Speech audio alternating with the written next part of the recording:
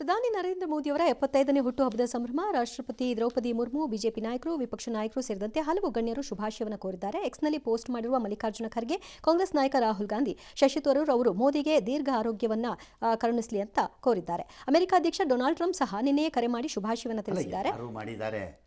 Australia ಪ್ರಧಾನಮಂತ್ರಿ, Italy, New Zealand ಎಲ್ಲ ಯಾರ್ಯಾರೋ ಮಾಡಿದ್ದಾರೆ, ಅವರು ಪರಿಚಯ ಇರೋರೆಲ್ಲ ಮಾಡಿದ್ದಾರೆ.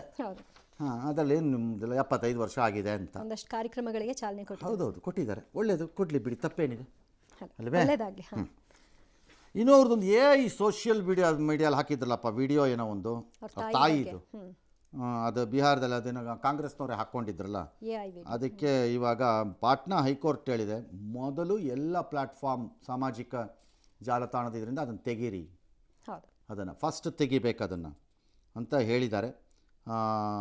ಇದು ಅವಮಾನ ಅಂತ BJPದು ವಾದ ಇತ್ತು ತಾಯಿಗೆ, ಅದು ಇವ್ರು ಅಲ್ಲ ಅಂತ ಇವ್ರು ವಾದ ಮಾಡ್ತಿದ್ರು. ಈಗ ಕಿತ್ತು ಬಿಸಾಕಿ ಅಂತ ಅಂದಿದ್ದಾರೆ. ಸೇಮ್ ತಕ್ಷಣ ಇವ್ರು ಹಾಕಿದ್ರಲ್ಲ ಒಂದು ಸೋನಿಯಾ ಗಾಂಧಿದೇನೋ, ಅದನ್ನು ನೀವು ಮರ್ಯಾದೆ ಇದ್ದರೆ ನೀವೇ ತೆಗಿಬೇಕು, ಕೋರ್ಟ್ ಕೈಲಿ ಹೇಳಿಸ್ಕೋಬಾರ್ದು. ಅವಾಗ ಇವ್ರಿಗೆ ಹೆಂಗಾಯ್ತು ಅದೇ ಸೇಮ್ ಅಲ್ವೇ?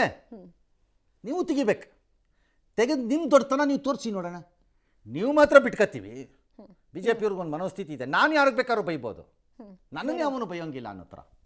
ಅದು ಹೆಂಗಾಗತ್ತೆ? ನೀವು ತೆಗೀರಿ ಅದನ್ನು ಇದ್ದರೆ. ಇನ್ನೂ ಹೈಕೋರ್ಟ್ ಆದೇಶ ನಿಶ್ಚಿತವಾದಿ ಕಾಂಗ್ರೆಸ್ದೇ ಅಲ್ಲ, ಅದು ನಿಮಗೂ ಸೇರೇ ಇರಬೇಕು.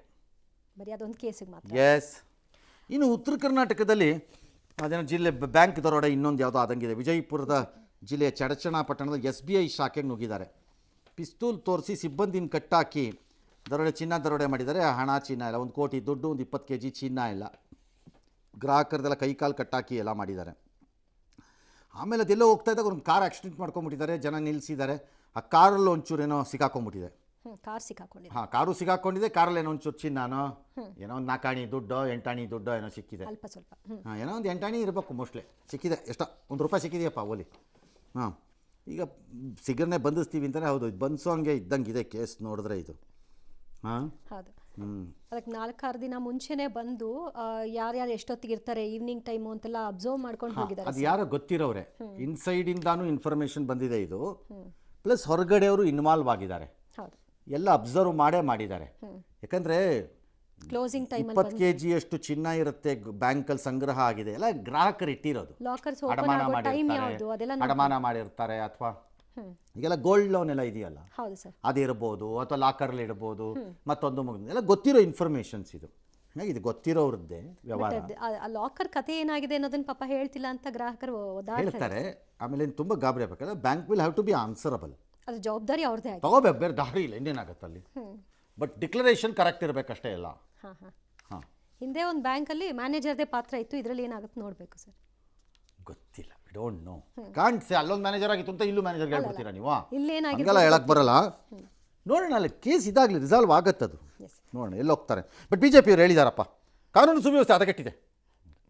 ಹದಗೆಟ್ಟಿದೆಯಪ್ಪ ಹೇಳಿದ ತಕ್ಷಣ ಮುಗಿದೋಯ್ತು. ಹೇಳಿದ್ರಲ್ಲಿ ಅವ್ರು ಹೇಳಿದ್ಮೇಲೆ ಮುಗಿದೋಯ್ತು. ಹಾಗಿದ್ರೆ ಅವರ ಅವಧಿಯಲ್ಲಿ ಯಾವ ಬ್ಯಾಂಕ್ ದರೋಡೆನೂ ಆಗೇ ಇರಲಿಲ್ಲ. ಇರಲಿ, ಕಾನೂನು ವ್ಯವಸ್ಥೆ ಚೆನ್ನಾಗಿತ್ತು ಅಷ್ಟೇ, ಅದು ಮುಗಿದೋಯ್ತು.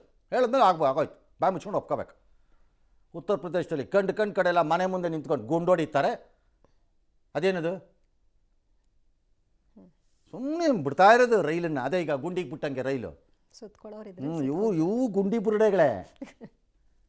ಎಸ್.